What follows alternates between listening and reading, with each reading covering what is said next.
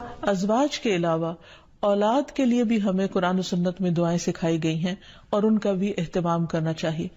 انسان اپنی زندگی میں اپنی بہترین کمائی اپنی اولاد ہی کو سمجھتا ہے، اور انسان اپنی زندگی کا بہترین سرمایہ اپنی اولاد پر خرچ کرتا ہے، اور اپنے بعد بھی ان کے لیے ہر طرح کی راحتیں اور نعمتیں چھوڑ کر جانا چاہتا ہے.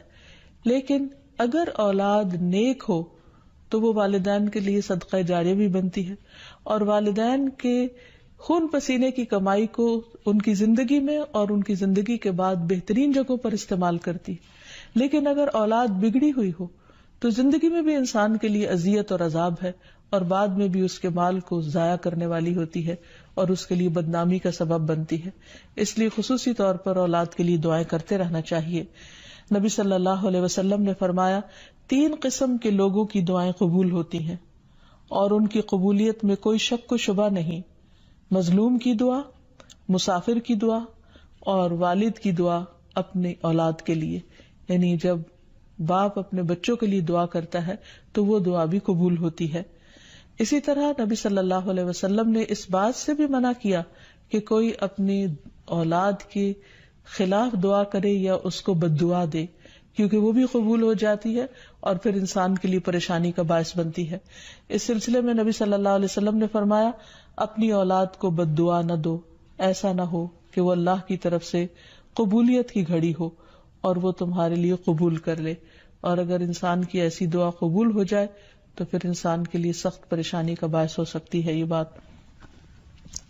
پھر اسی طرح یہ ہے کہ اگر کسی کی اولاد نہ ہو تو اس کے لیے بھی دعا سکھائی گئی ہے، اور وہ دعا ابراہیم علیہ السلام کی دعا ہے، جس میں وہ کہتے ہیں رب ہب لی من الصالحین، اے میرے رب مجھے نیک اولاد عطا فرما، صالح لوگوں میں سے عطا فرما. فبشرناہ بغلام حلیم، تو ہم نے اسے ایک بردبار بیٹے کی بشارت دی. یعنی اللہ سبحانہ وتعالیٰ نے ان کی دعا سن لی، اور یہ دعا بہت عرصے کے بعد سنی گئی تھی لیکن بہرحال سن لی گئی. ابراہیم علیہ السلام اللہ کے دوست تھے اور مستجاب الدعوات تھے، ان کی دعائیں قبول ہوتی تھی. لیکن یہاں یہ بات بھی پتہ چلتی ہے کہ دعا کی قبولیت کا مطلب یہ نہیں کہ جس وقت انسان منہ سے کوئی بات نکالے اسی وقت پوری ہو جائے. اس کی پورے ہونے میں بعض اوقات کئی سال گزر سکتے ہیں، جیسے ہم دیکھتے ہیں یوسف علیہ السلام کے واقعے میں، ابراہیم علیہ السلام اور دیگر پیغمبروں کے سلسلے میں. اور پھر ہم اس بارے میں یہ بھی دیکھتے ہیں کہ جس طرح ابراہیم علیہ السلام کی دعائیں قبول ہوئی تو انہوں نے اپنے رب کا اس پر شکر بھی ادا کیا اور فرمایا الحمد للہ الذی وہب لی علی الکبر اسماعیل و اسحاق ان ربی لسمیع الدعاء، کہ اللہ کا شکر ہے جس نے مجھے بڑھاپے میں اسماعیل اور اسحاق جیسی اولاد دی، بلا شبہ میرا پروردگار دعائیں سننے والا ہے.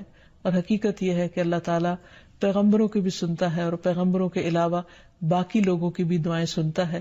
اس لیے اولاد کی طرف سے کبھی بھی مایوس نہیں ہونا چاہیے، نہ ہونے کی شکل میں بھی اور ہونے کے بعد ان کی نیکی اور خیر اور بھلائی کے سلسلے میں بھی. اور اس میں ہم دیکھتے ہیں کہ زکریا علیہ السلام کی بھی اولاد نہیں تھی تو وہ بھی بڑھاپے تک مایوس نہیں ہوئے اور دعا مانگتے رہے. اور اس سلسلے میں آتا ہے کہ وہ جب دعا مانگتے تو کہتے رب ہب لی من لدنک ذریۃ طیبہ انک سمیع الدعاء، کہ اے میرے پروردگار تو مجھے اپنے پاس سے نیک اور پاکیزہ سیرت اولاد عطا فرما، تو ہی دعا کا سننے والا ہے. یعنی پیغمبر ہمیشہ صرف اولاد کی دعا نہیں کرتے بلکہ نیک اولاد کی دعا کرتے ہیں.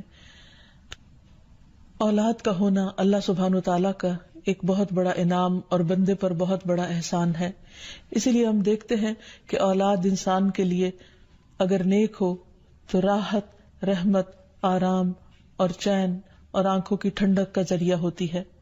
نبی صلی اللہ علیہ وسلم حضرت حسن اور حسین کو اپنے پھول کہا کرتے تھے کہ یہ دونوں میری دنیا کے پھول ہیں. ایک اور حدیث سے ہمیں پتہ چلتا ہے کہ اولاد انسان کی بہترین کمائی ہے. فرمایا ان اولادکم من اطیب کسبکم، تمہاری اولاد تمہاری سب سے بہترین کمائی ہے، بس اپنی اولاد کی کمائی میں سے کھاؤ، یعنی وہ انسان کے لیے حلال ہے، جائز ہے. پھر اسی طرح بیٹیاں جو ہیں ان کی تعلیم و تربیت اور ان کی پرورش بھی ایک بہت خیر و بھلائی اور جنت کمانے کا ذریعہ ہے. لیکن اس کے ساتھ ساتھ یہ بھی یاد رکھنا چاہیے کہ اولاد ایک رسپانسبلٹی بھی ہے، ان کے بارے میں سوال بھی کیا جائے گا کہ ان کی تربیت کس طرح کی. پھر خصوصی طور پر اسے ماں کی ذمہ داری قرار دیا گیا. اگرچہ ماں اور باپ دونوں ذمہ دار ہیں، لیکن عورت سے اس کے گھر والوں یعنی اس کے بچوں کے بارے میں اس سے سوال ہوگا کہ اس نے ان کی تربیت کیسے کی. تو اس لیے ہم سب پر لازم ہے کہ ہم اپنے بچوں کی دینی اور دنیاوی دونوں طرح سے بہترین تربیت کرنے کی کوشش کریں. تو آخر میں ہم دیکھتے ہیں کہ جو دعائیں ہمیں خاص طور پر اولاد کے لیے مانگنی چاہیے وہ ان کی نیکی، تقوی اور اصلاح کی ہیں، پیدائش سے پہلے بھی اور بعد میں بھی. پیدائش سے پہلے رب ہب لی من الصالحین، کہ اے رب مجھے صالح اولاد عطا کر. رب ہب لی من لدنک ذریۃ طیبہ انک سمیع الدعاء، اے میرے پروردگار مجھے اپنی طرف سے نیک اور پاکیزہ اولاد عطا فرما، بے شک تو ہی دعا کا سننے والا ہے.